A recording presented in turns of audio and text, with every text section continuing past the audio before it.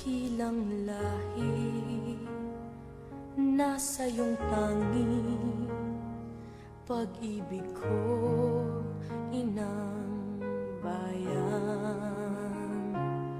Isinumpa ko, o Pilipino, gagaling ang sugat ng iyong nakaraan.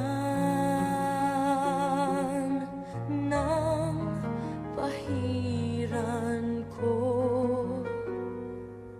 luha ng iyong puso, ay natayo muli ang karangalan mo. O ang pag-ibig ko'y sa'yo, inang bayan. Ikaw ang siyang dalangin ko sa Diyos kailanpaman. Kuminang ng iyong bituin at sumikat ng araw. Ang kalayaan mo'y sinisigaw. Ang bukas ay tanging sa'yo nakalaan. Kayo manggi ang kulay mo, dugo't pawis hinanay mo, di ka na maapi. Ngayon o kailanman, pag-ibig ko'y sa'yo, inang bayan.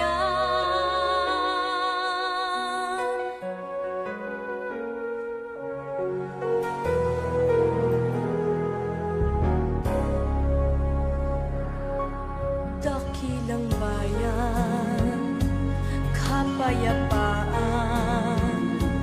iyo'y muli nang nakamtan.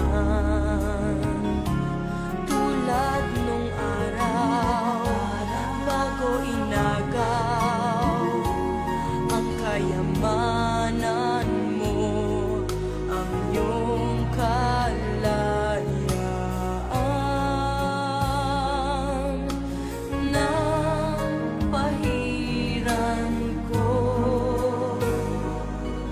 luha ng iyong puso, ay natayo muli ang karangalan mo. O ang pag-ibig ko'y sa'yo, inang bayan. Ikaw ang siyang dalangin ko sa Diyos kailanpaman. Kuminang ng iyong bituin at sumikat ng araw. Ang kalayaan mo'y sinisigaw. Ang bukas ay tanging sa'yo nakalaan. Kayo manggi ang kulay mo,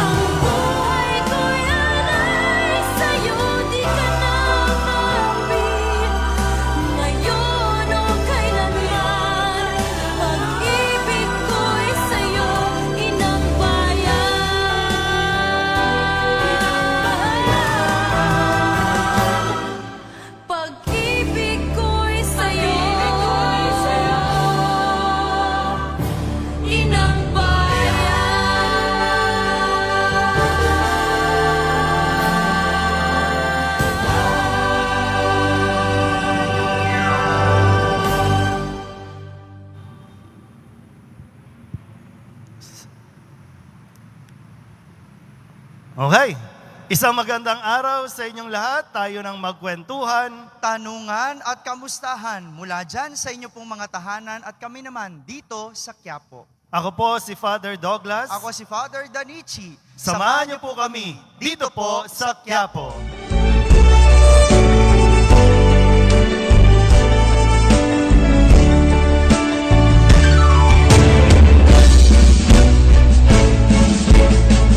Ayun. So, welcome back sa ating lahat ngayong June 12. Oh, araw ng kalayaan. Oo, June 12. Mabuhay at sana'y maging malaya tayo. Ilang years na ba ngayon?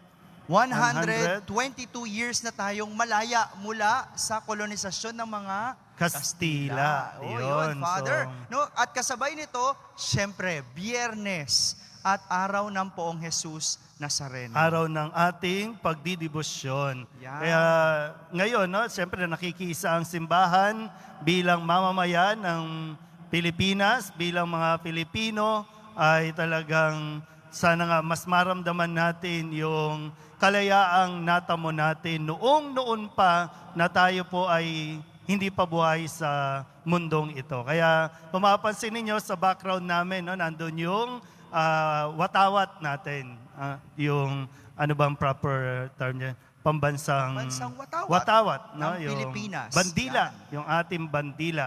Kaya bilang pagpupugay at pakikisa sa sambayanang Pilipino ay kung po pwede sana, alam ko yung iba ay pumasok dito sa loob ng simbahan para magdasal, pero kukunin sana namin yung pagkakataon na sama-sama nating aawitin ang pambansang awit ng Pilipinas. Kaya inaanyayahan namin ang lahat na magsitayo po. Ganon din po sa inyong mga tahanan. Tayo po ay magsitayo at magbigay-pugay muna tayo sa ating bansa sa pamamagitan ng pag-awit natin ng lupang hinirang. Tapos inilalagay natin ang ating kanang kamay sa ating kaliwang dibdib. Yan, habang sasabayan natin yung musika ng pag-awit ng ating pambansang awit, ang lupang hinirang.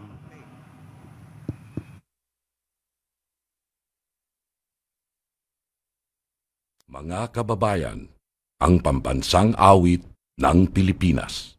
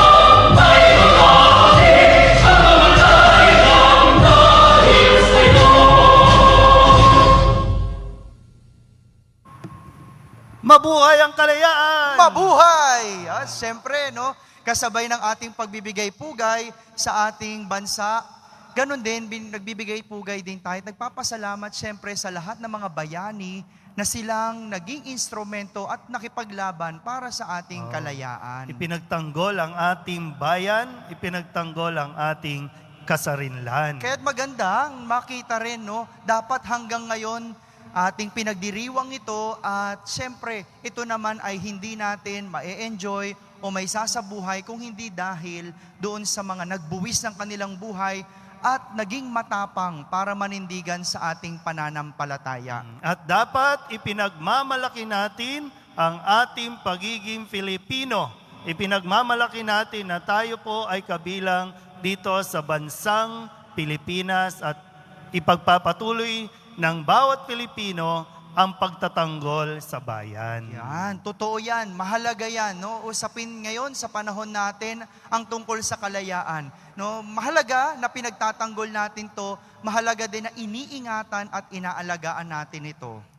Minsan nakakalungkot lang kasi siyempre ipinagtatanggol natin ang ating kapwa sa mga dayuhan. Ang nakakalungkot lang minsan kapwa Pilipino ang nang-aapi sa kanyang kapwa Pilipino. Sana wag naman. At dapat wag. No? Siyempre, nawawala ang esensya ng pinaglaban ng ating mga bayani. No, hindi naging madali ang pakikipaglaban at pagtatanggol para sa ating kalayaan na ngayon, ito yung ating ine-enjoy. Bagamat ngayon medyo iba yung laban natin kasi hindi lang Pilipinas ang nakikipaglaban dito sa COVID na ito, dito sa virus na ito. Kaya lalo tigit kailangan magkaisa, magtulong-tulong, no, ang lahat ng mga leader, lahat ng mga bansa. Kaya nagpapasalamat kami sa lahat ng mga bayani na nagbuwis ng kanilang buhay para sa kalayaan ng Pilipinas. Speaking of bayani, di ba, lagi ngayon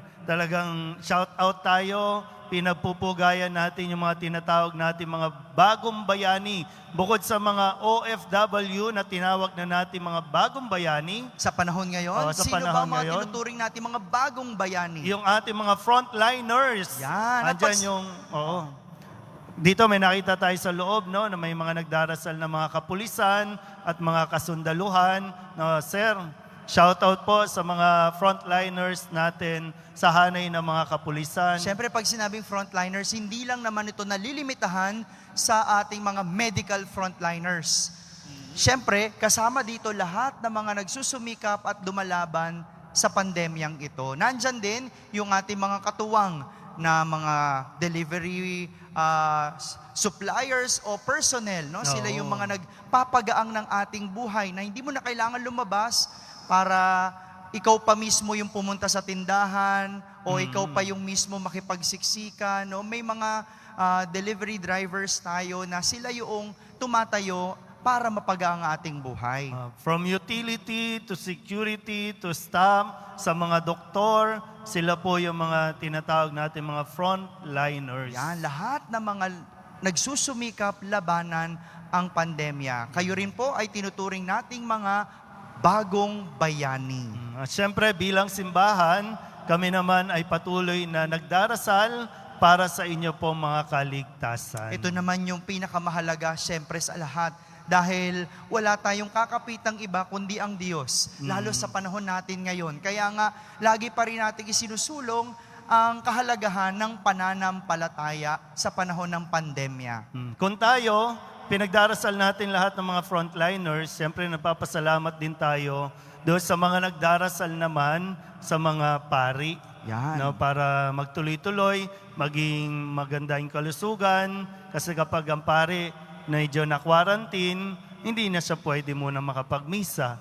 So, yung spiritual na pangangailangan naman ng ating mga kapwa, lalo na ng mga deboto dito sa Quiapo, ay hindi natin matutugunan. Kaya salamat po sa inyong mga panalangin. Totoo naman, ang bawat isa sa atin ay higit na nangangailangan ng panalangin. No? Kahit naman ang Santo Papa atin ding ipinapanalangin dahil kahit tayo mga pare ay nangangailangan din ng panalangin at tulong mula, syempre, sa ating Panginoong Jesus Nazareno. Tama ka dyan. Kaya, Okay, batiin muna natin, Father Douglas, ang lahat ng mga nakatutok sa atin at sumusubaybay, yung mga taga-Mother of the Redeemer Parish or MOC. Ang Diocese of Tarlac, ang OMPH Parish Moncada. Ganon din, lahat ng mga nakatutok sa Radio Veritas 846. Ang Vicariate of San Jose de Trozo, Buhay Katoliko, Children of the Holy Rosary, at Halina Bayan ng Diyos. Lahat po yan ay makikita nyo sa kanilang mga Facebook page. Kasama ang Let Me Love You page at Quiapo DPRM. para ang layo ng Quiapo DPRM. Oo nga, siyempre. Pero Love siyempre, your own. sa kanina, chinek ko yung mga comments, makaantabay din sa atin, siyempre, iba't ibang deboto mula Batanes hanggang Hulo, o Luzon, Visayas, Mindanao. Nandyan din yung mga Pilipinong nasa Bahamas, Kingdom of Saudi Arabia, Yan. Texas, Singapore. Taiwan, at syempre yung mga kakatune in lang sa atin ngayon. Yan, magandang araw po sa inyong lahat at sama-sama tayong magkwentuhan. At ikaw din, pwede ka ring magbahagi. Kaya ipadala mo ang iyong mga kwento dito sa ating Facebook page at amin itong ibabahagi mula dito po sa Quiapo. Para mapagnilayan na ninyo yung isasagot ninyo at i-comment sa pag-uusapan natin ngayon, ay ibibigay ko muna yung tanong. Yan, sige. Yung tanong natin para sa Biyernes na ito, paano ba nakakaapekto sa pagiging deboto yung self-entitlement? Self-entitlement. Yan. So paano ba nakakaapekto sa pagiging deboto ang self-entitlement? Yan, pero maganda, no, bago natin pagkwentuhan ang topic na yan, syempre, i-define muna natin kung ano ba ang self-entitlement para sa kaliwanagan ng lahat. O, Father? Babasahin ko sa English. Sige, basahin mo sa English. At least, ito ayon kay Googly. No? Kay Googly. Okay. Ginugel ko siya kanina para at least mas maintindihan natin kasi medyo malalim yung ating tanong ngayon. Pero, hindi natin napapansin, umiiral ito sa paligid, lalo pa sa panahon ng COVID.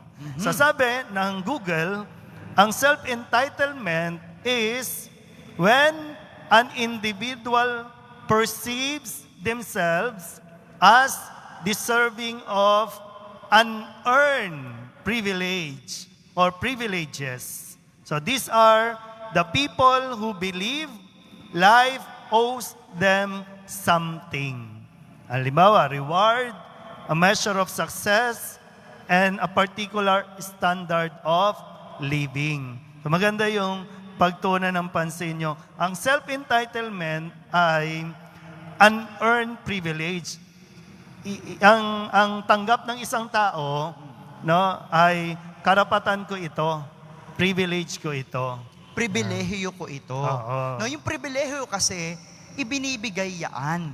No? Pero, yung sinasabi sa self-entitlement, no, yung hindi naman ibinibigay sa yung pribilehiyo, kundi ikaw ang nagbibigay ng pribilehiyo sa sarili mo. Parang self-imposed. Oo. Yan. Kaya itong self-entitlement na ito ay negative attitude. Yan yung nabubuo natin ng unconsciously kapag yan yung mga ibibigay nating mga halimbawa maya-maya. Father, pwede bang sabihin ito na ang self-entitlement sa isang lingwahe din natin ay pwedeng pagiging makasarili?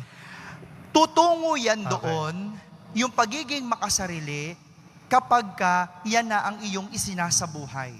Yan. No? Pwedeng maging kaakibat o magkadikit ang self-entitlement sa pagiging selfish o self-centered. Yan, tama. Okay, so ulitin ko po, tapos babalikan natin para at least mapagnilayan nyo muna yung tanong, and then magkikwento muna kami ng kaganapan dito sa Quiapo. Yan. So ang tanong natin, paano nakakaapekto sa pagiging deboto ang self-entitlement? No? Ipinaliwanag ni Father Danichi yung kahulugan ng self-entitlement. Ibahagi ninyo ang inyong mga opinion at ang inyong mga komento. Ganon din ang mga kwentong naranasan ninyo tungkol sa self-entitlement sa pamamagitan ng pagbabahagi sa ating Facebook page. No? I-type nyo po dyan, ipadala nyo at amin pong babasahin.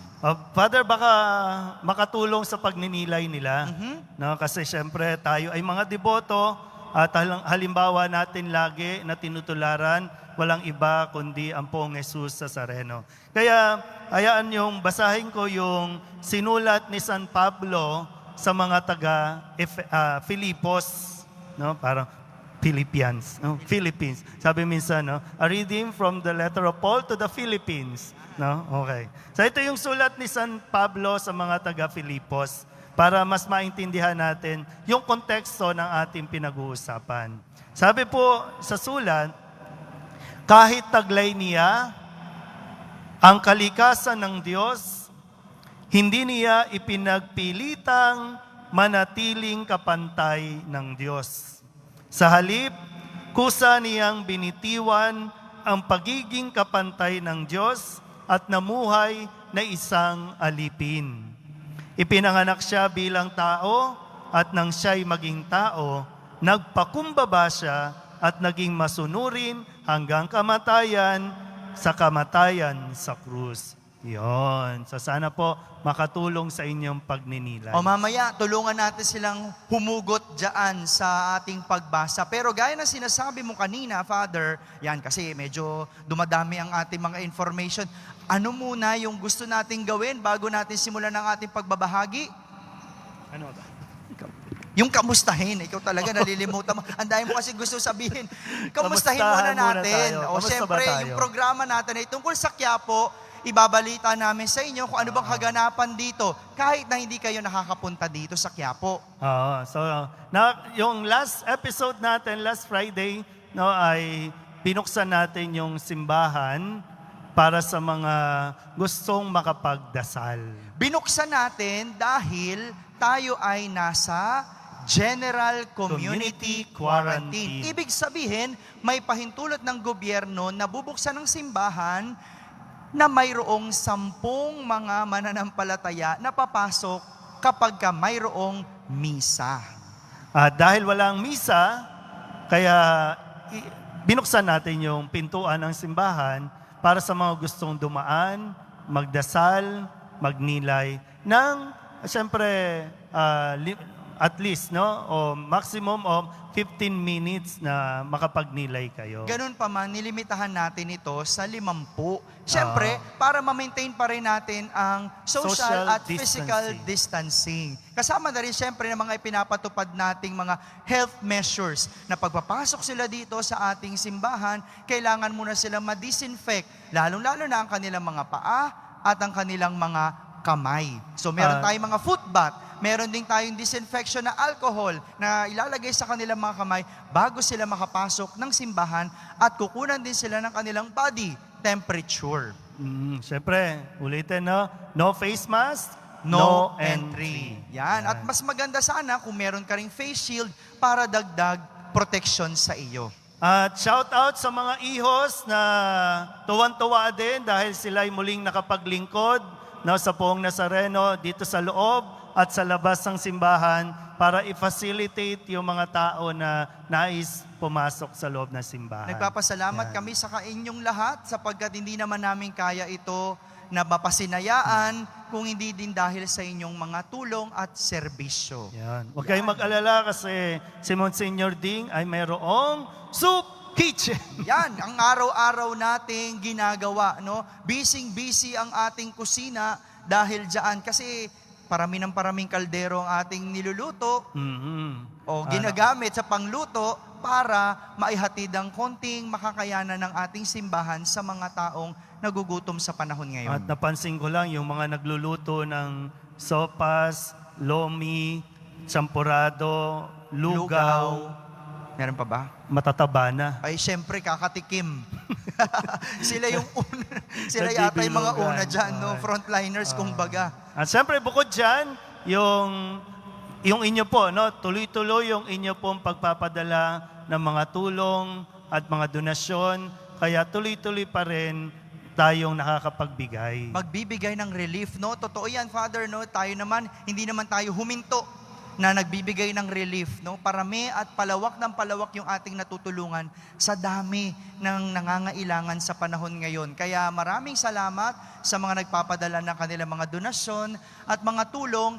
Kami lang po ay instrumento, pero lahat ng ito, araw-araw naming ibinabalik sa ating mga kapwang nangangailangan sa panahon ngayon. At syempre, sa tulong ng mga balangay, mga ihos natin, tuloy-tuloy pa rin yung pagpapakain natin sa iba't ibang lugar. Hindi lang dito sa Manila, kundi nakakaabot tayo kung saan man posible. At lalo tigit, no? Nitong nakalipas na linggo, maraming sunog. Oo. No, halos parang sunod-sunod mo. Meron nga akong napanood. Sabi niya, nung tumulong siya, hindi pa niya napapadala yung tulong niya, meron na namang bagong sunog. So halos magkakasunod na sunog yan. Sana po mag-ingat po tayo at panatilihin pa rin natin yung kaligtasan ng lahat. No? Dahil lalo sa panahon ngayon, talagang mahirap. No? Nasunugan ka na sa panahon pa ng pandemya. Kung wala ka matitirahan, mas magiging delikado pa pag ikaw ay nasa labas ng inyong mga tahanan. Yun. So, yun po yung mga tuloy-tuloy na kaganapan dito po sa dambana ng Poong Jesus Nazareno. Kaya salamat po sa patuloy ninyong pagsuporta at pagpapadala ng tulong, pinansyal o mga material na bagay katulad ng gulay, tinapay, Tubig. ube. Yan, may mga Nihintay ko nagpapadala na sa lang, atin yan. nihintay ko na lang yung isda. Medyo hindi ko alam kung meron ba magpapadala ng isda, pero tatanggapin po namin lahat ng yan at makakaasa po kayo na ipapamahagi natin yan sa ating mga kapuspalad. So, yun. So, yun po. At syempre, aantabayanan natin yung mga susunod na mangyayari. Yan, ang ihintayin natin. No? Sabi nga ng gobyerno, sila daw ay mag-aanunsyo sa Lunes. Hintayin natin kung MGCQ na tayo o Modified General Community Quarantine. Ipagdasal natin lalo mga kadeboto, ipagdasal natin na nawa ay maging at least maalis tayo sa GCQ para Dahil ibig sabihin ng MGCQ para sa atin sa simbahan ay papayagan tayo na magpapasok at tumanggap ng mga deboto sa misa ng kalahati ng capacity ng simbahan. 50%. 50%. So Father Douglas, kung 50% yan, itong simbahan natin ay more or less 1,000 ang capacity. So yung dating 10, ang papapasukin natin, 500 agad.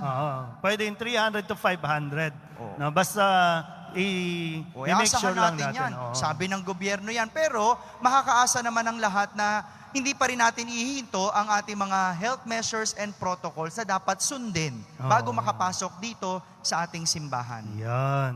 Okay, so sana po ay kahit papaano muli nalinawan tayo sa mga mangyayari sa susunod na araw. Hintayin Okay? natin at pagdasalan natin yan. Okay, balikan mo na, Father. Okay. Muna, yung ating tanong. Yan, balik mo muna yung tanong, tapos mamaya reviewin natin, hugutan natin yung iyong pagbasa kanina.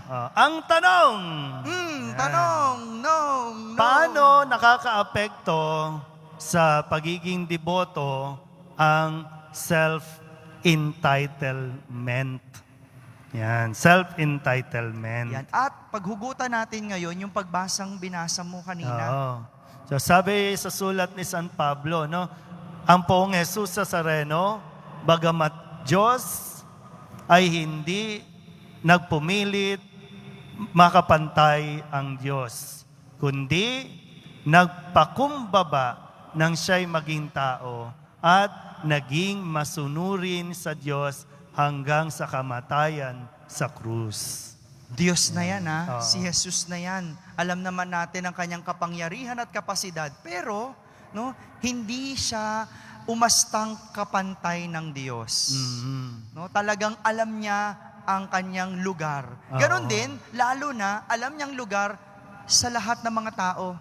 Kahit na alam niyang higit siya sa kanila, hindi siya umastang mas higit. Kahit na alam niyang mas makapangyarihan siya sa lahat, hindi siya umastang makapangyarihan. Bagkus, no, nilihim pa nga niya ito. Kung sususugan natin ang mga pagbasang yan, sa lahat ng mga kadakilaan, pagpapagaling na ginawa ni Jesus, lagi ang bilin niya sa mga taong pinagaling niya, huwag niyong ipagkakalat o huwag niyong sasabihin. Huwag niyong ipagsasabi ito sa iba. No? Ganyan ang ating Poong Jesus Nazareno. No? Walang entitlement talaga. Hindi kasi 'di ba sabi sa definition natin, yung isang tao na ang tanggap sa sarili, deserve niya yung unearned privilege. 'Di ba? Unearned. So bigay tayo ng sample. Sa karanasan ko, halimbawa, Okay. ako muna, isip ako, no? Kasi minsan, guilty po ako dito bilang isang pare, no, dito sa self-entitlement na ito. Siyempre, dati, Douglas Badong lang ako eh. Di ba, no? Pero nung na-ordain ako, nagkaroon ako ng title. Ang title mo naging Father. Douglas Badong. So, yung title na yan, minsan talagang, sabi ko nga, guilty ako, no? Kasi nagagamit ko itong title na ito para baka pagalitan ako, no? Minsan Bahala ka, pa, share mo eh. kasi Karanasan syempre, mo yan eh. hindi porket pare, lalabag kami sa rules and regulations, lalo na sa traffic. Dapat naman. Di ba, minsan pag nagmamadali ka, no? Pag nagmamadali ka, minsan nahuli na po ako dito sa may San Marcelino kasi no right turn on red signal. Hindi ko nakita yung kasi nga traffic. So pinara ko nung enforcer, no? Sir, sabi nga, sir, siyempre, hindi ko na sinabing bungad ko. Pare po ako, padaanin mo ako. Kasi medyo, yun na yung self-entitled na yun na tinatawag. Kaya sabi ko, ano po ba yung problema? Ano po ba yung kasalanan ko? Sir, no right turn on red signal. Sir, traffic, hindi ko po nakita eh. Sir, kunin ko po yung lisensya. Nahiya po akong sabihin na pare po ako dyan sa Quiapo. Sabi ko, sige na nga. Kung mali talaga, kung may paglabag, sige, yan. Mali ka ba talaga? Hindi ko nga ano. Hindi, tanong ko, mali ka ba talaga? Hindi ko nga nakita. Kaya nga, di pa rin namin, mali ka ba talaga? Siguro. Yun, ayaw pa umamin. Sige, tapos? Ayun, so nakuha yung aking lisensya. Okay. Yun, so tapos sabi ng mga kaibigan kong ihos na nagtatrabaho dyan sa, Father, ba't di mo ko tinawagan? O kaya, Father, ba't di mo sinabi na pari ka? Nahiya naman ako. Kasi ganyan minsan lagi, no? Pag nagmamadali kami, minsan no U-turn, talagang, kasi malilate na no? At minsan naman ang ginagawa ko na lang ay, habang nakastuck yung traffic, tinatawag ko yung enforcer. Pinapakiusapan ko yung enforcer. Pwede po ba kung maliwana? Kasi magmimisa po o may patay o ganito. Totoo naman yun. Pero kung lalakwatsa lang, di ba, kung lalakwatsa lang, pupunta lang kami ng mall, tapos may paglabag, no, na sa traffic rules, tapos sinabi namin, pare ako, panggagamit na yon ng iyong title. Yan. Okay lang naman yung magkamali. Oo. Kasi talagang ganun minsan talaga hindi mo naman inaasahan o hindi naman talaga sa isip mo, pero nagagawa mo magkamali. Pero ang mahalaga, syempre, kailangan marunong kang tumanggap Opo. at mag-sorry. Sorry po. Ganyan. Ganun. No? Hindi yung, hindi ko kasalanan yan, pare ako, kaya paalisin mo ko. Tapos mangangatwirang ka pa, maglalabas ka ng mga kung ano-ano mga pruweba. At Syempre, ito nga, di ba, minsan. ano pa yan? Ito pa. Ano nga yan? Sino naman yan? Pinapagalitan natin yung mga driver natin kapag sinasabi, di ba, no? Pag kami yung pasahero, Yan. tapos pag may driver kami, pag inuli yung driver namin kasi may nilabag siya, sasabihin nila, pare po, pinapagalitan namin kasi. Ay, ayaw ko talaga yon. Oo, sobra. Kasi alam ko, kung may mali, dapat, ganun talaga. Harapin ang consequence. Oo. Ngayon, kung patatawarin ka, salamat. Pero ang mahalaga, aminin mo yung pagkakamali mo. Kung patatawarin ka man ng iyong kapwa, di maraming salamat. Kung hindi, di harapin ang consequence. Ikaw ba, ano bang karanasan mo dahil pari ka o pari ka na? Wala pa naman siguro tungkol doon sa traffic o lisensya kasi takot din ako Takot talaga ako. Tsaka sinusubukan ko talaga mag-ingat, no? Hindi pa talaga naman ako nahuhuli ng talagang may violation. At siguro pakiramdam ko kung ganun man, di ibibigay ko. Ngayon kung patawarin ako, aminin ko naman, di salamat. Maraming salamat. No? Pero dito sa simbahan, medyo may napapansin ako mga mangilan-ngilan. No, ito yung karanasan ko naman na nakikita. Alam natin, Father, dito sa ating simbahan sa Quiapo, may lugar ang mga senior citizen. Yan. Ito yan. Ito po yun sa bandang harapan. Mayroong 12 pews na nakaalat para sa kanila sa harapan. No? Medyo padded yan, medyo mas komportable kumpara Kunyari, doon upo sa ako, ha? regular nating pews. Yan dyan. Nandito. Ang napapansin ko, ganyan, no? Napapansin ko na yung lugar na yan, totoo naman, dedicated yan para sa ating mga senior citizen. No? Talaga namang ibinibigay natin yan para naman mabigyan sila ng daan at mas maging komportable sa kanilang pagsisimba. Pero, minsan may napapansin din ako na talagang dahil senior sila, minsan pinapaalis nila yung mga nakaupo doon. Kasi ako, kapag nagsimula na yung misa at napansin kong medyo maluwag pa yung upuan na yan, yung mga lugar na yan, pinapaupo ko na ngayon yung mga maagang nagpunta dito at mga nakatayo. Oo. No, lalo na yung may mga dalang bata. No? So sinasabi ko sa mga usher na paupuin nyo na. Total, wala pa namang dumating na senior citizen. Total, nagsimula naman na yung misa. Sayang naman. Kaya ako pinaupo ko na. Pero minsan naman makikita mo na alam ng late, dumating kalagitnaan o halos patapos na yung misa. Abi, papaalisin pa. Medyo nakaka-distract din kapag nandun kami sa altar, no? Tapos darating yung ibang madalas na dito na para bang, may pangalan ba dito? Yan, Yung nakas- o kabisado mo na kung sino yung laging umuupo. May Ano? pangalan ba dito? Minsan dito, 3 beses, 3 misa ka nang nakaupo dyan. Dito, no? Yan Yan. self-entitlement na hindi mo alam pero meron ka ng attitude na gano'n. Opo. Kasi, totoo naman, yan ay para sa inyo.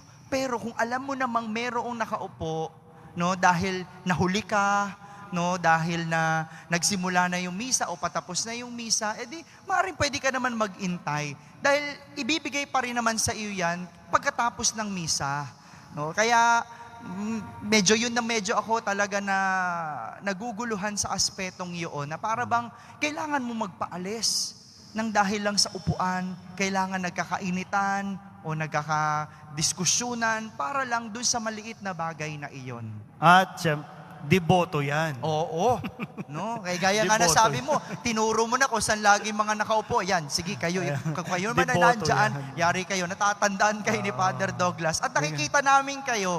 Kaya, no, minsan, totoo naman, gusto natin bigyan ng konting convenience Oo. ang mga senior citizen. Pero, mga ma'am sir, mga nanay at tatay, lolo't lola, no? Pero kailangan pa rin naman natin, no? Minsan, yung makataong pamamaraan. Oo. Minsan yung sumbong ng mga ihos natin, ng mga nag-a-asya, no? yan, oo. Pinapalo daw sila kasi ayaw nilang magpa-assist yung bang hinihintay muna. Hindi, alis dyan. Yan. Kasi dire-diretso na talaga, dahil nga, nakasanayan nila yung upuan na yon, kumbaga, namarka na yung kanilang doon. Kaya, parang yun ang hindi maganda. Yan. Okay.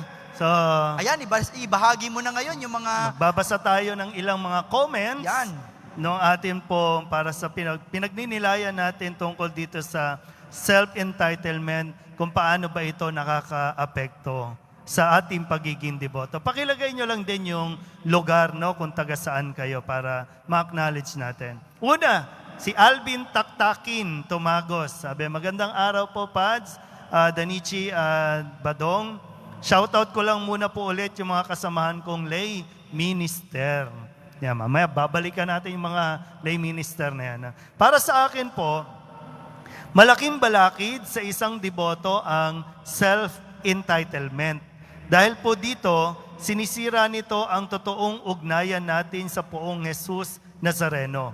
Maging sa kasamahan natin, ito ay nagiging sanhi ng samaan ng loob sapagkat ang taas-taas ng tingin natin sa ating sarili bilang isang totoong deboto, magpakita tayo ng kababaan ng loob at mabuting pakikipagkapwa-tao sa lahat. Maraming salamat po and God bless. Ganyan din yung sinasabi ni Mapa Sabado. Sabi niya, dapat po na kahit sino sa atin at huwag maging makasarili. Yung self-entitlement. Dapat po kahit sino sa atin, huwag magkaroon ng self-entitlement. Huwag maging makasarili. Ang pagiging deboto ay walang antas na sinusunod. Yan. Oo. Pawang ang kabutihan ang dapat manaig sa ating puso at pagiging matulungin at pagmamahal sa kapwa at sa Panginoong Diyos. Lalo pa dito sa atin, no, sa karanasan natin sa Quiapo. Bago pa tayo dumating dito, ako magpo 4 years, ikaw 2 years. 2 years. Nauna pa sa atin itong mga naglilingkod dito sa simbahan. Na minsan nafe-feel ko na para bang matagal na kami dito. Wala pa kayo, nandito kami. Bakit nyo, sino kayo para? Pinabago. Oo. Sino kayo para baguhin ang mga nakasanayan, no? Well, totoo naman, mas nauna kayo, mas matagal kayo, pero kami yung itinalaga dito para mamahala, para pamunuan. Dahil naniniwala ang obispo na magagampanan natin ito. Pansamantala lang naman ang mga pare. At itong namang ginagawa namin ito ay naayon sa kung ano yung panahon ngayon. Maaring noon, nung panahon noon, ay yun ang naayon. Yun ang magandang gawin. Pero sa panahon natin ngayon, lalo na, nagbabago ang attitude, nagbabago ang mga deboto, nagiging creative ang lahat. So kailangan umayon din tayo sa kung ano yung tinatawag ng sitwasyon at pagkakataon. Oo, yan. Sasabi naman ni Arceli Suarez Eli, good morning po sa inyo, fathers. Some people believe life owes them something. They need to find a way to balance self-respect with respect to others para maging deboto ka. From Baytown, Texas. Yan, well, totoo yan. No? Minsan, guilty rin siyempre sa mga trabaho. Yan, no? Porque ikaw ay empleyado dito sa isang lugar, akala mo kung sino na, o kaya akala mo, pwede mo nang makuha ang lahat ng pwede. At tingin mong naaayon para sa'yo. Siyempre, hindi pa rin ganun. Lalo sa ating simbahan, no? Pantay-pantay tayong tumingin, no, lalo na ngayon, Father, 'di ba, nagbibigay ka ng relief, ikaw ang naka-assign diyan. Alam mo at nakikita mo kung sino-sino yung mga nangunguna tungkol diyan sa relief na 'yan. Nakakalungkot na kailangan pa bang pag-awayan, kailangan pa bang magdiskusyon tungkol sa pamamahagi? Gayong ito naman ay binibigay sa mga tunay na nangangailangan. Oo, at yun, minsan yung pakiramdam talaga natin, deserve natin yung relief. Oo. Deserve nating tulungan. Yung minsan, ganun yung self-entitlement. Deserve ko ang tulungan. Deserve ko yung tulong mo. Pero minsan, abusado na. At nagiging makasarili at nakatuon lang sa sarili. Hindi na iniisip yung iba, na yung iba nga hindi pa nakakatanggap. Yan. Pero mayroong iba na paulit-ulit na. Oo. Tapos sumasama na ang loob, nagagalit na kung ano na ng mga sinasabi. Oo, yan. No, ito namang relief na ito ay binibigay natin sa lahat ng mga nangangailangan at dapat tulungan. Kung natulungan ka rin naman, well, ipasa natin naman sa iba. No, bigyan naman natin ng pagkakataon kasi gusto naman namin mabigyan ng pagkakataon ang mas nakakarami. Yes, tama yan. Okay, basa tayo ulit. Sabi ni Jen Robles, para sa akin po, nadidisiplina ko ang sarili ko, naiiwasan ko yung bagay na mali o gawaing mali. Naiisip ko, deboto ako, kaya dapat tama ang gawin at maging magiliw sa kapwa at maunawain sa ibang tao. From Jen Robles of Taiwan. Yun. Hi, Jen. From Taiwan. No. Gusto sana natin kasing iwasan at gamitin ng mga deboto yung kanilang pagiging deboto. Okay? Kasi nitong mga nakalipas na araw, medyo marami tayong naririnig na mga imposed self-entitled na ginagamit yung kanilang posisyon. Sabi nga natin, nagkaroon tayo minsan ng comparison, no? Kapag yung mga jeepney drivers ay nagpahayag ng kanilang saloobin, makukulong. Kahit mag-sorry, makukulong. Pero kapag medyo may title, may pangalan, kapag lumabag sa protocols, ang daming pwedeng i-justify para hindi sila makasuhan o yung gano'n. So nakakalungkot po yun. Kaya sa atin bilang mga deboto, iwasan natin hanggat maaari, wag nating gagamitin yon. Ito yung sinisikap natin na wag mangyari sapagkat gusto natin patas ang lahat, no? Yung justified, nung just kasi minsan talaga nakakalungkot na ganyan yung nangyayari sa atin kapag may titulo ay napapaboran. At kapag yung mga wala o yung mga ordinaryo, sila yung napag-iinitan. No? Kailangan parang maku-question natin talaga ang sistema. Tama ba yon? Ganon ba yon? No, ngayon, ang hirap, mas lalo dapat ang hamon na ito sa may mga titulo o sa may mga posisyon. Dahil siyempre, nakikita kayo ng sambayanan kung paano ninyo isinasabuhay ang batas na dapat sinusunod. Yan, tama ka dyan. Ito naman, mula kay Rene Pereña Daet. Para sa akin po, Father, ang self-entitlement ay dapat kusang ibinibigay ang respeto. Dapat di ginagamit ito sa masamang gawi. Ayan, mula kay Irene from Iloilo. Okay, thank you. At kay Jennifer Gamara, medyo mahaba. No, hi Father Douglas, Father Danichi. In my opinion, malaking hadlang ang self-entitlement bilang deboto dahil magiging taliwas ito sa mga aral at turo ng Diyos. Ang isang deboto ay nagpapakita ng kababaang loob o pagpapakumbaba. Uunahin ang kapakanan ng iba bago ang kanyang sarili at may malasakit sa kanyang kapwa. Ang sino mang gustong maging alagad o disipulo ni Kristo, kakalimutan ng sarili, pasanin ang kanyang krus at sumunod kay Kristo. Doon mapapatunayan ang pagiging isang tunay na deboto. Yan, maraming salamat Jenny, galing sa Damam KSA. Well, totoo yan, at gaya nga na sinabi ko sa aking isang homilya, no, yung hindi naman masamang mahalin mong sarili mo. Kasi kasama yan sa utos ng Diyos, sa mga pangunahing utos ng Diyos. No? Una, mahalin mong Diyos. Pangalawa, syempre, mahalin mong sarili mo. Pero, mayroong healthy way o maayos na pagmamahal sa sarili. At ito yung may basihan ng kapwa. No? Yung pagmamahal mo sa sarili mo, dapat ang basihan mo, kapwa. Hindi lang yung iyong sarili. Kung gaano mo kamahal ang sarili mo, dapat ganun din yung pagmamahal mo sa iyong kapwa. Para dito, naiiwasan ang pagiging makasarili. So, hintayin mong ibigay yung respeto na deserve mo. Huwag mong ipipilit bigyan ka o irespeto ka. Di ba, no? Paano ba yun? Kasi ganun yung nangyayari ngayon na, mataas kasi ang tingin natin dun sa pag may posisyon. Diba, presidente, mayor, lawyer o attorney, pangalan pa lang, di ba, no? Attorney, o kaya chairman, may title ka na. Pero kapag ginamit mo yan, ini-impose mo na, irespeto ka kasi, mayor ako, chairman ako dito. Yan, medyo iba na yon. Pero yung respeto naman talaga, dapat sa lahat meron. Kay may titulo o kay wala. Dahil lahat tayo ay tao. No, we respect each other. Kasi lahat tayo ay may karapatan, lahat tayo ay pantay-pantay. No, iba yung respeto totoo na binibigay natin sa mga nakakataas, pero hindi ibig sabihin na yuyurakan mo o babastusin mo yung mga wala at ordinaryong tao. Ayan, tama dyan. Ito naman, ang sabi ni Lina Flor Quizon, sabi, tingnan ang titulo na higit na responsibilidad kaysa sa pribilehiyo. Isang karangalan na dapat ingatan. Mula po dito sa Lulumboy, Bukawi, Bulacan, mabuhay ang Pilipino, titulo ng dakilang lahi. Well, Maganda yun, Lina, no? totoo naman, no? Alam mo, may mga titulo, may mga privilege yan.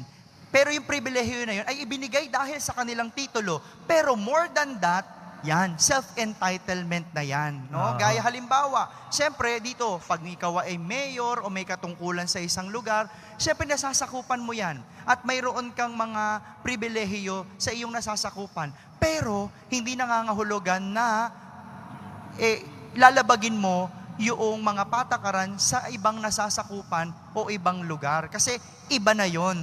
Doon, wala ka ng pribilehiyo. Tama yan, no? Ito naman, sabi ni Amelia Elevado Bulanadi. Ito, medyo kakaiba yung sitwasyon niya. Sabi niya, hello, Father, from cruise ship, now at the middle of the sea, at Hong Kong. Okay. Sa akin, self-entitlement will have no good if para sa sariling kapakanan. Mahalaga kung iyong self-entitlement ay nakamit mo dahil sa awa, pagmamahal at tulong ng ating poong Jesus. Lalo po dito sa cruise ship, mas lalo kong iniaalay ang self-entitlement sa ating Diyos. I am nothing without God in my life. God bless po. O ingat po sa mga seaman natin, no? Sa mga naglalayag, lalo pa ngayon na may bagyo sa Pilipinas. Yun. Gusto mo ba Sino tong pang susunod naman basahin? natin? Okay. Ito, yung aking isang staff, no? Sabi ni Ate Evelyn Aguilar, no? Nakakaapekto ito dahil minsan, ibig niya sabihin yung self-entitlement, dahil minsan nawawala ang pananalig natin sa Kanya o sa Diyos at inuuna natin ang sarili nating kapakanan na kung ano ang binigay kay Juan ay dapat meron din ako sa panahon ng pandemya. No, na sana bago ang sarili natin ay isipin ang mas nangangailangan. Ang sabi nga, ano man ang gawin mo sa kapwa mo ay ginagawa mo sa akin. No, sabi ni Jesus. No, bagkus sana magpasalamat dahil sa panahon ng pandemya nananatili tayong malakas at di pinapabayaan ng kanyang biyaya. Amen. So, kay Evelyn Aguilar. Yan, maraming salamat, Ate Evelyn. So, isa dun sa concern natin, no? Anthony, nabasa na natin yan. Ha? Isang concern natin, sabi nga, yung sa definition, unearned privilege. Na minsan ginagamit natin yung, hindi ikaw yung may title, pero ginagamit mo yung title ng iba. Halimbawa, Padrino. Oo, Okay, pwedeng tapos, padrino. sige. Yun nga, yung, kay mayor ako. Anak ako ng ganito. Okay? Tatay ko, police. Okay, ganyan. Di ba, halimbawa, kung ikaw mahuli ka ng lumabag ka sa traffic rules, tapos sasabihin mo, wag mo ko sitayin, anak ako ng ganito. Yan.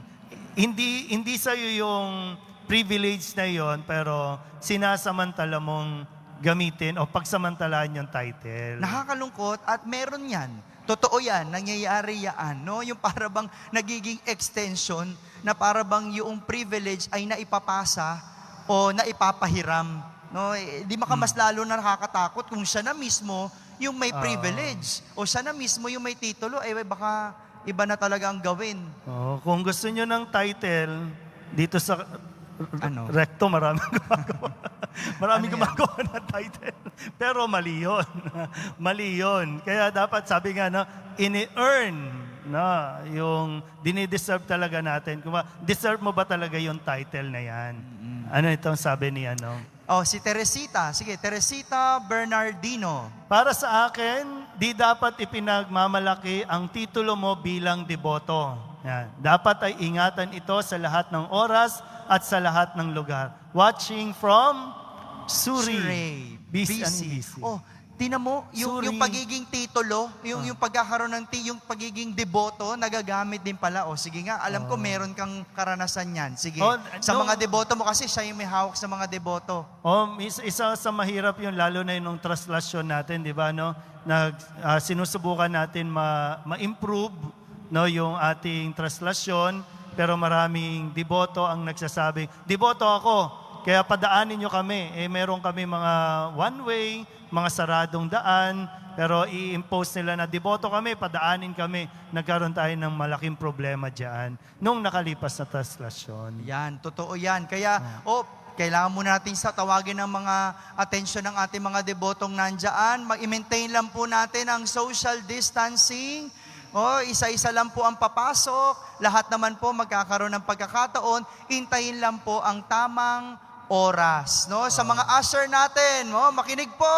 Nagkakadikit-dikit na. Sana po, i-maintain pa rin ang social distancing. May bilang lang ng pagpapapasok dito sa ating simbahan. Paki-maintain po. Yan. Okay. Sabi naman ni Annie Cort, God bless po sa programa nyo ni Father Danichi at Father Douglas.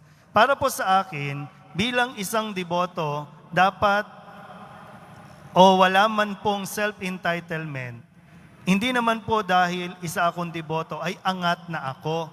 Sa paningin ni Nuestro Padre Jesus Nazareno, lahat pantay-pantay na dapat maging mapagpakumbaba sa lahat ng bagay, magmahal, magbigay na hindi natin pang dapat sabihin na tayo ay mga deboto. Ipakita na lang natin sa gawa.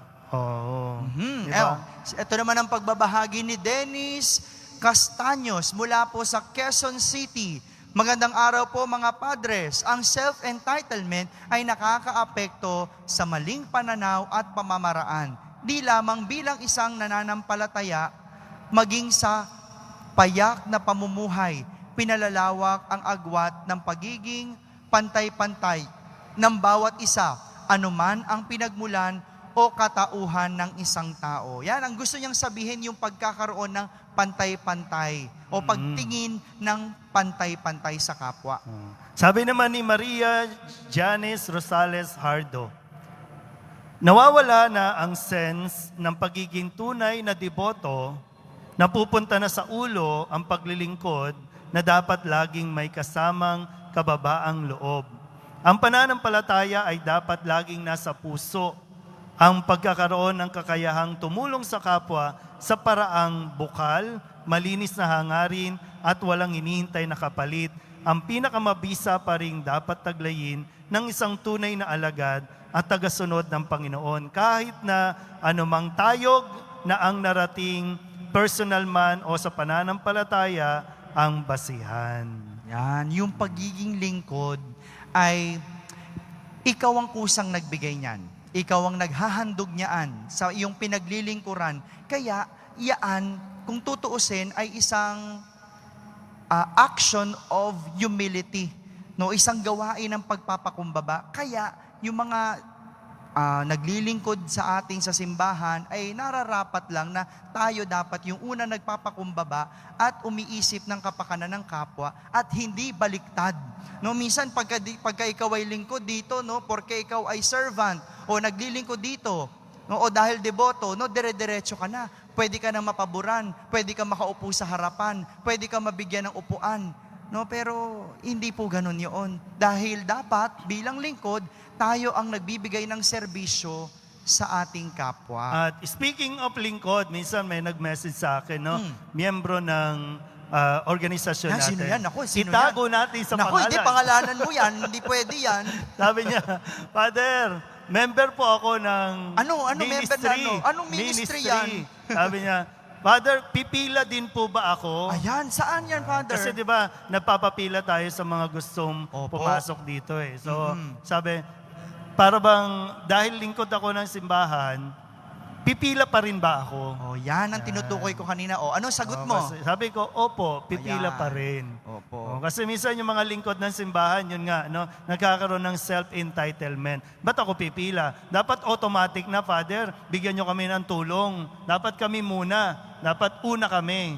Yan. Hindi naman namin dinidisregard o binabaliwala ang inyong tulong na naibigay o ang inyong pagdilingkod. Pero hindi nangangahulugan na ikaw ay higit na sa mga ordinaryo at nakakarami. No, may kumbaga meron kang pass na ikaw ay una agad sa lahat, no? Hindi po. Ganun pa rin ang trato natin ng pantay-pantay. Yun. So, yun. Mukhang marami na ang medyo naliwanagan sa ating pong pinag-uusapan tungkol dito sa self-entitlement. Maraming na ito. naliwanagan at marami ring nandilim ang paningin sa atin. Hindi, kaya unawain ng mga deboto Oo natin naman. yan. Oo. So, medyo ang bilis ng oras natin kapag nagdadaldalan tayo. No, pero ganun pa man, siyempre, nagpapasalamat tayo dito sa mga nakatutok at laging nag-aabang dito sa programa ng dito po sa Quiapo. Maraming salamat sa mga nagbahagi. Sobrang dami. Hindi man namin nabasa ang lahat ng yan. Pero nagpapasalamat kami kasi kayo ang bumubuo ng programang ito. At dahil sa inyo, kami ay nagpapatuloy. Maraming salamat po. Lalo tigit, no, mula sa aming mga kaparian dito, sa pamumuno ni Monsignor Ding Coronel, nagpapasalamat kami sa lahat ng mga nagpapadala ng kanilang mga tulong, intensyon para dito po sa programa ng Quiapo. Maraming salamat po sa inyong lahat. Bago natin makalimutan, happy birthday kay Gab. Si Gab, isa sa IT natin. Happy birthday, Gab. No, si Gab, no, isang IT natin dito na siyang tumutulong sa atin para dito sa programa. Happy birthday. Siya yung may hawak ng camera ngayon kung bakit nakatutok sa atin ngayon. Ayan. O, ibatiin ko na rin ng belated happy birthday si Siljen. No? Siya naman yung gumagawa ng ating mga meme. Si Norman naman sa Friday. Sa Friday, sa susunod. Sa susunod na si Norman. Okay. Pero salamat sa mga IT natin, no? Siyempre, mayroon tayong dumating si Philip, meron namang nananabik na makabalik si Ronald. Ayan, Diyan ka lang. iniwan tayo ni Ronald eh. Sige, okay lang yan, Nald. Okay, so bago ulit magwakas ang ating programa para sa Biyernes na ito, hayaan nyo pong ibigay namin sa inyo ang mabuting balita para sa araw na ito. Ang mabuting balita ng Panginoon ayon kay San Mateo. Noong panahong iyon, sinabi ni Jesus sa kanyang mga alagad, "Narinig na ninyo na noong unay iniutos sa mga tao, huwag kang makikiapid. Ngunit ngayon sinasabi ko sa inyo, ang sino mang tumingin ng may mahalay na pagnanasa sa isang babae, sa isip niya'y nakiapid na siya sa babaeng iyon. Kung ang mata mo ang siyang nagiging sanhi ng iyong pagkakasala, dukutin mo at itapon, sapagkat mabuti pang mawalan ka ng isang bahagi ng katawan kaysa buo ang iyong katawang itapon sa impyerno. Kung ang iyong kamay ang siyang nagiging sanhi ng iyong pagkakasala, putulin mo at itapon. Mabuti pang mawalan ka ng isang bahagi ng katawan kaysa buo ang iyong katawang itapon sa impyerno. Sinabi rin naman, kapag pinahiwalay ng lalaki ang kanyang asawa, ito'y dapat niyang bigyan ng kasulatan ng paghihiwalay. Ngunit ngayon, sinasabi ko sa inyo, kapag pinahiwalay ang isang lalaki ang kanyang asawa, nang hindi naman ito nangangalunya, at ito'y nag-asawang muli, ang lalaking ito'y nagkasala. Itinulak niya ang kanyang asawa sa pangangalunya. Ang sino mang mag-asawa sa babaeng hiniwalayan ay nangangalunya." Ang mabuting balita ng Panginoon. Okay, Ayan. maraming salamat. At isa na namang programa ang ating natapos at isa na namang pagkukwentuhan ang ating nairaos. Ilinya ko na ba? Ha? Hindi ko alam sa'yo. Muli, Napagod ka ba? Oo. Hindi, pinagninilayan ko. Mamaya po, ha? Bago yun pala. Para Mamaya, pagod ka, ayaw mo na 12:15, magsalita eh. 12:15, misa ni Father sa misa Danichi. natin, mas papalalimin natin ang ating pagninilay sa Ebanghelyong ating ibinasa. So meron tayong misa ng 12:15, ako po ang magdiriwang, at mayroon misa rin po sa hapon, sa ganap na 3:00 at 4:00. Okay, so muli, isang magandang araw sa inyo ng kwentuhan. At tayo'y muling magtatanungan at kamustahan sa isang linggo. Dito po sa Quiapo. Siya po si Father Danichi. At siya naman si Father Douglas. Samahan niyo Samahan po niyo kami kami muli dito po sa Quiapo. Bye-bye. God bless you. Iba-iba po ang nararanasan natin sa kasalukuyan. Yung iba sa atin ay nasunugan, nawalan na ng tirahan, habang naghahanap ng makakain, naghahanap din ng matutuluyan, nagsasabay-sabay, nagkakahiwalay ang iba, namatayan na, namatay na, hindi pa nakita-kita.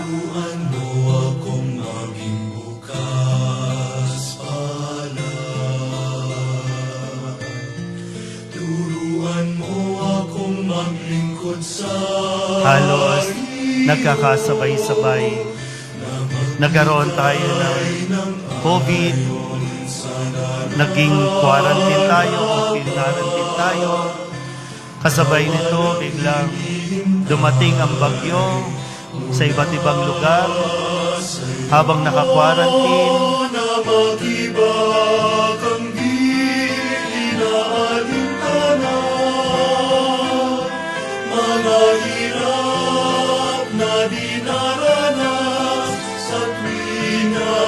Sumikap na hindi umahanap ng kapalit na kaginhawaan na di naghihintay kundi ang aking mabatid na ang loob mo siyang sinusundan.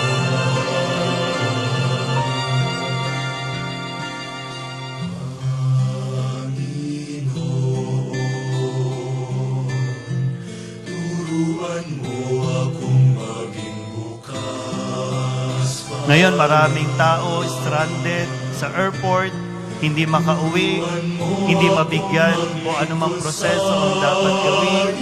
Mga OFW na nawalan ng trabaho. Ang dami. Sa nararapat na walang hinihintay mula sa'yo.